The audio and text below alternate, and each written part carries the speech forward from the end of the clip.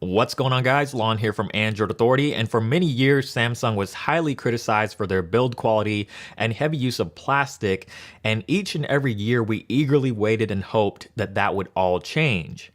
Well, with the Galaxy S6 Edge, that change is now, but it didn't just happen overnight. Over the last several months there was an evolution. It all started with the Galaxy Alpha, one of Samsung's first Android smartphones to feature the use of metal, but it was only along the frame. A few months later came the Galaxy Note 4 and Note Edge, which were essentially blown up Galaxy Alphas with beefier specs and an S Pen. More recently, Samsung released their A series, which were a bunch of low to mid-range phones, but they were the first crop of smartphones from Samsung to not feature a sliver of plastic, and that leads us to today. This is the Samsung Galaxy S6 Edge. The evolution is complete, and it may have taken longer than we anticipated, but you know what they say. Some of the best things in life are worth waiting for. While Samsung may have taken some inspiration from existing products, there's no denying that the S6 Edge is Samsung's most beautiful phone yet. Samsung has finally given us a phone that is fitting of the flagship title and the high price tag that comes with it. The S6 Edge features a metal frame with chamfered edges that sandwich between two pieces of Gorilla Glass 4, and in the hand it feels solid. The front and back glass features a translucent effect that gives the phone a very unique look, and when the light hits it just right, it can be very eye-catching. Although this is a new direction for Samsung, there are still many design cues that tell you this is a Samsung device through and through. The power button is in its typical location on the right with the volume buttons on the opposing side, both of which are very meaty and tactile.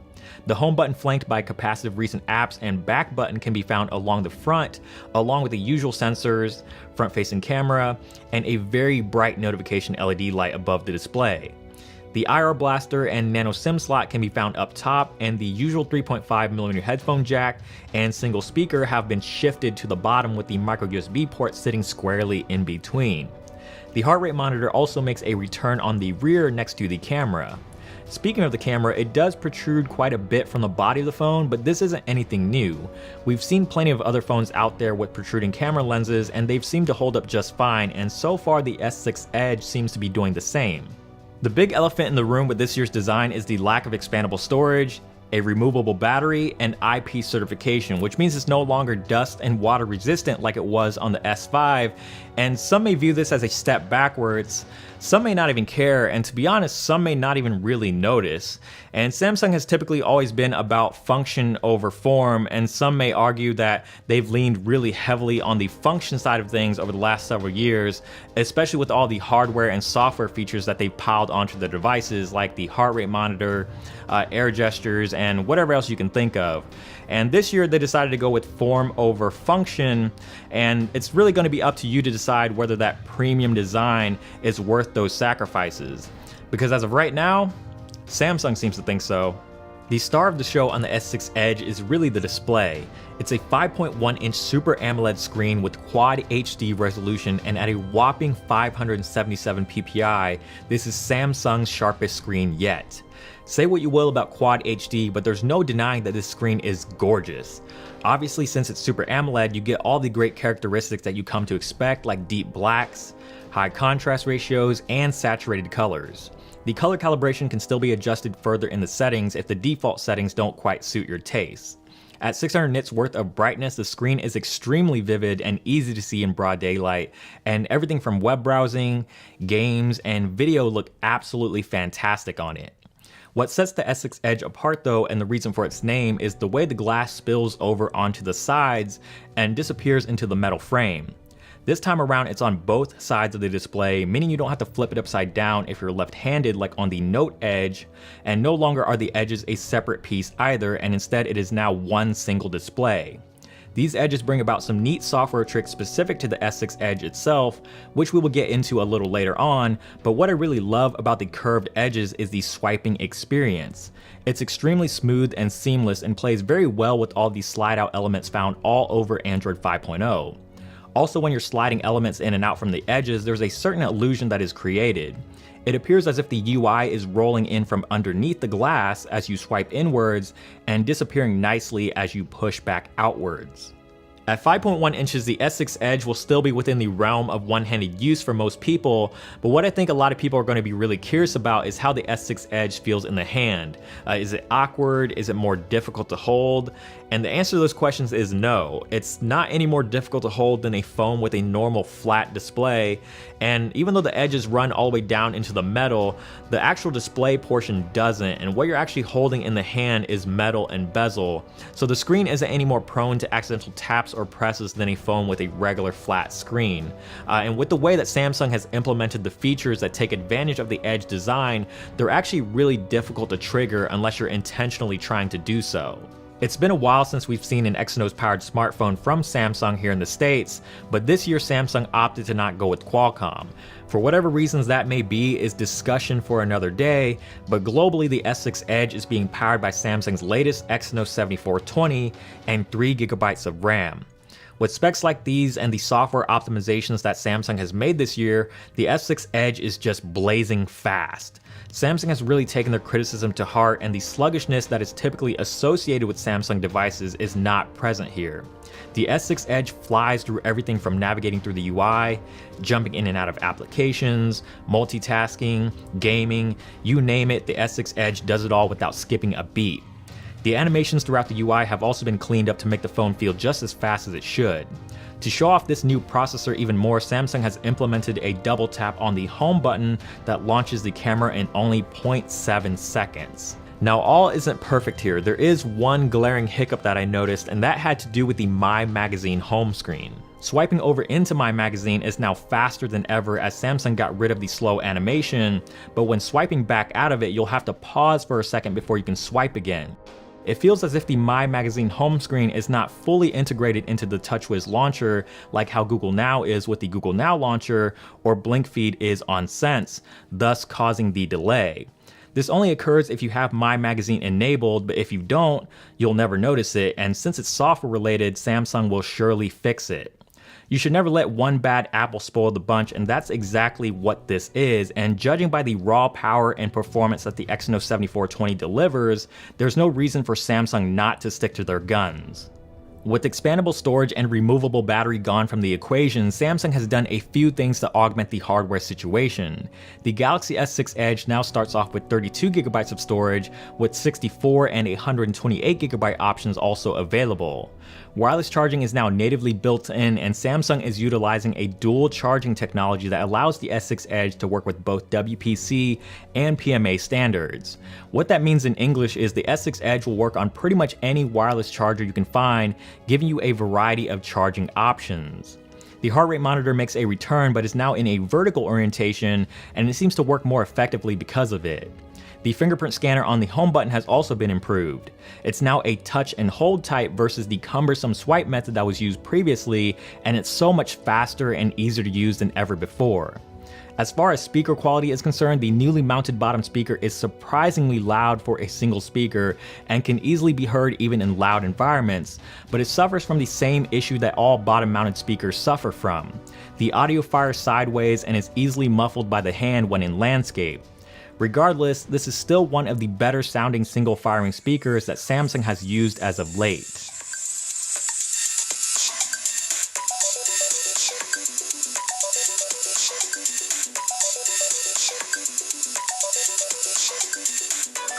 Samsung has also decided to ditch their ISOCELL camera technology in favor of what might be considered a more traditional sensor, but this change is really for the better. It's a 16 megapixel sensor with OIS, which just wasn't possible with ISOCELL, and it features a very wide aperture at f1.9. The camera UI has been cleaned up and simplified, and many users should find it a lot quicker and easier to navigate. You have basic camera settings like filters and HDR mode, which now features an auto mode that takes the guesswork out of when you should use HDR. Camera modes are easily accessible by swiping to the right or tapping the mode button in the bottom right corner. The camera modes have also been slimmed down to just a few like panorama, selective focus, and a pro mode for full manual controls with the option to download more. A new one called Virtual Shot has been added, allowing you to take a full 360-degree view of an object, and it looks really cool on the viewfinder, but it's not something that can easily be shown on social media. The picture quality is the most important, and the camera absolutely delivers. Pictures are super sharp, colorful, and full of detail, and the shutter speed is extremely quick, and more often than not, I got exactly the image I wanted on the first try. The tracking autofocus is a nice touch, especially for moving objects like cars or pets, and the f1.9 aperture gives off a natural bokeh effect that just can't be beaten by fancy software tricks that some cameras out there are trying to compensate with. HDR also works well on this camera to bring out some extra detail. It's not overly aggressive like some other cameras, but sometimes you'll be hard pressed to see much of a difference between the standard shot and the HDR shot. 4K video recording is also possible, and even though video stabilization is disabled in this mode, the built-in OIS prevents the video from becoming overly shaky.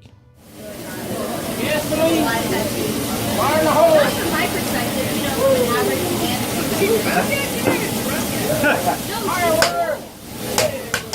the record, he's not a crafter.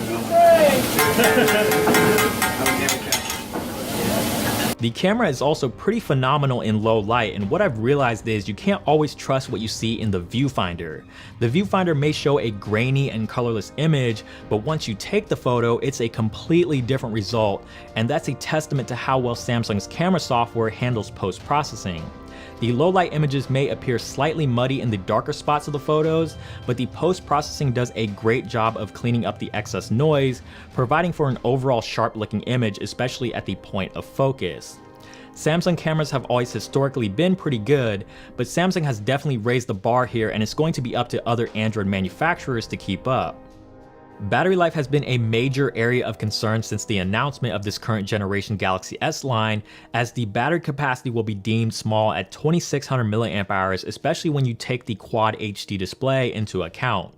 One thing to be aware of though is the Exynos 7420 features a 14nm process that is much more energy efficient, but the battery life merely just catches up to phones with lower resolution displays. That's not to say that the battery life on the S6 Edge is bad, because this is exactly the type of improvements that we need in order to improve battery life versus just slapping a larger battery into a phone. The S6 Edge will definitely get through a full day of use, and if you're used to charging your phone every night, this won't be an issue, but you shouldn't expect the screen on time to go very far beyond the 4-hour mark. Among the many improvements to the hardware also comes many improvements to the software. The S6 Edge is running on Android 5.0 Lollipop with a completely revamped version of TouchWiz. It's lighter, it's cleaner, and most importantly, it's fast.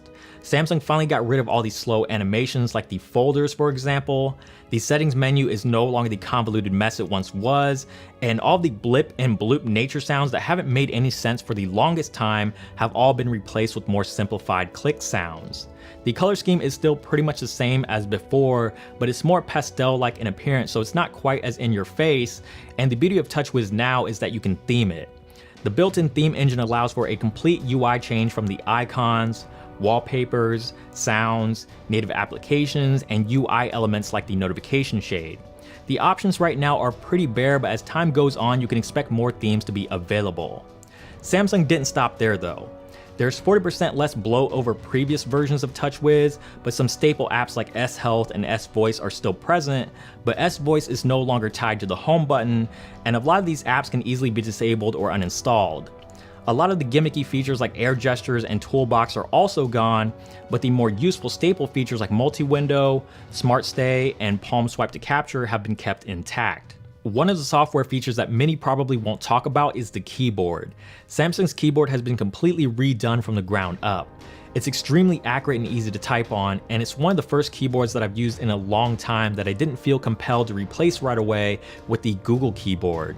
In a lot of ways, it's very comparable to the Google keyboard in terms of its accuracy and word prediction, and that really says a lot about how much time Samsung has spent on revitalizing their software. Now, we can't talk about software without mentioning the features that take advantage of the S6 Edge's curved glass. These can be set to be either on the left or right side of the Edge depending on if you're left or right-handed, but the 4 features that Samsung has implemented are Edge Lighting, People Edge, Information Stream, and Night Clock. With Edge Lighting, the edge of the screen will light up when you receive calls or notifications and can be dismissed by simply placing your finger on the heart rate monitor. Also, if the People Edge is enabled, the colors will light up accordingly to what has been assigned to each individual contact. Speaking of the People Edge, this feature allows you to add up to 5 of your favorite contacts that are easily accessible from a swipe on the top portion of the display. From here, you can call or text them, and if you have a missed call or text message from any of your contacts, it'll place additional tabs on the edge of the display so you can easily respond. With Information Stream, this will allow you to view various different streams like Twitter, Yahoo News, and sports scores, for example. Tapping on a stream will take you into its respective application if you want to see more, and you can also download additional streams if you'd like. The implementation, however, is a little bit clunky as you have to swipe quickly back and forth across the edge to activate it, and it just doesn't feel intuitive. The final feature is called Night Clock, and this is pretty self-explanatory. The edge can be used as a night clock, and you can set the hours at night for it to automatically come on so that it's on when you go to bed and off when you wake up in the morning. Some may view these features as gimmicky, and personally I think People Edge and Night Clock are going to be the ones that people use the most, because with a display like this, I don't think very many people are going to want to set their phones face down in order to take advantage of the edge lighting. And like I said, the implementation of the information stream is just a little bit clunky and not very intuitive, and I think it would have been better to maybe see a double tap to activate the information stream versus the awkward swipe gesture that they have going on right now. But like most Samsung features, these can easily be ignored or completely disabled if you don't want them. But if you really think about it, not utilizing any of these features sort of defeats the purpose of the Edge design. In regards to price, you can expect the Galaxy S6 Edge to be priced at a premium over the S6. So far, only T-Mobile and AT&T have come forward with pricing, with T-Mobile coming in just shy of $780 for the 32GB model, and it only goes up accordingly based on storage. The AT&T version will be available at a starting cost of $815, and we can expect the remaining carriers to be priced similarly. As you may have already seen, the S6 Edge will be available in 4 different colors, which may vary depending on carrier, but with all the different storage options and colors available, users will have plenty of choices to pick from. The Edge has grown up and is no longer the experiment that it was on the Note Edge, and we'll be seeing the S6 Edge being marketed just as heavily as the regular S6, if not more so. The Edge is now one of many parts of Samsung's new identity going forward, and I can't help but think that the S6 was more or less a safety net for Samsung, just in case the Edge doesn't sell. So who knows? Maybe next year we'll be back to one phone and the Edge will be a default feature. As for this year, you'll have to ask yourself the question: to Edge or not to Edge? As for me, I'm going with the Edge. As always guys, thank you so much for watching this video. If you did enjoy it, please give it a thumbs up down below. We definitely appreciate it. And also subscribe to the channel, which is also down below if you haven't already. And if you want to see more, make sure to check out the links over here on the side. And make sure to stay tuned here to Android Authority, because there's definitely a lot more coverage coming of all the latest flagships, the S6 Edge, the S6, the M9, anything you can think of. We'll be covering it all. And don't forget to check out the website as well for more in-depth coverage, because we are your source for all things Android.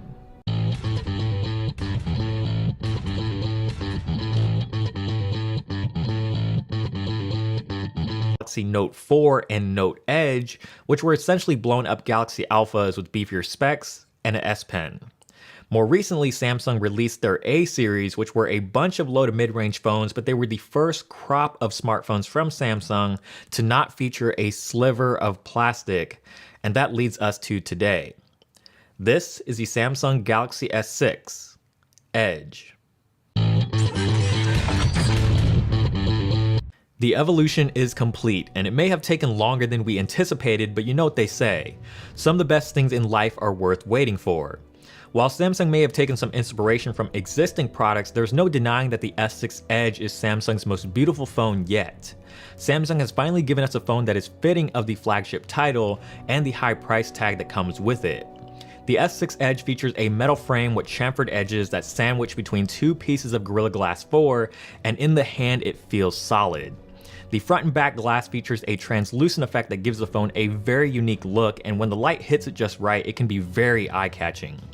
Although this is a new direction for Samsung, there are still many design cues that tell you this is a Samsung device through and through. The power button is in its typical location on the right, with the volume buttons on the opposing side, both of which are very meaty and tactile. The home button flanked by capacitive recent apps and back button can be found along the front, along with the usual sensors, front-facing camera, and a very bright notification LED light above the display. What's going on, guys? Lon here from Android Authority, and for many years Samsung was highly criticized for their build quality and heavy use of plastic, and each and every year we eagerly waited and hoped that that would all change. Well, with the Galaxy S6 Edge, that change is now, but it didn't just happen overnight. Over the last several months there was an evolution. It all started with the Galaxy Alpha, one of Samsung's first Android smartphones to feature the use of metal, but it was only along the frame. A few months later came the Galaxy Power Blaster, and nano SIM slot can be found up top, and the usual 3.5mm headphone jack and single speaker have been shifted to the bottom with the micro USB port sitting squarely in between. The heart rate monitor also makes a return on the rear next to the camera. Speaking of the camera, it does protrude quite a bit from the body of the phone, but this isn't anything new. We've seen plenty of other phones out there with protruding camera lenses, and they've seemed to hold up just fine, and so far the S6 Edge seems to be doing the same. The big elephant in the room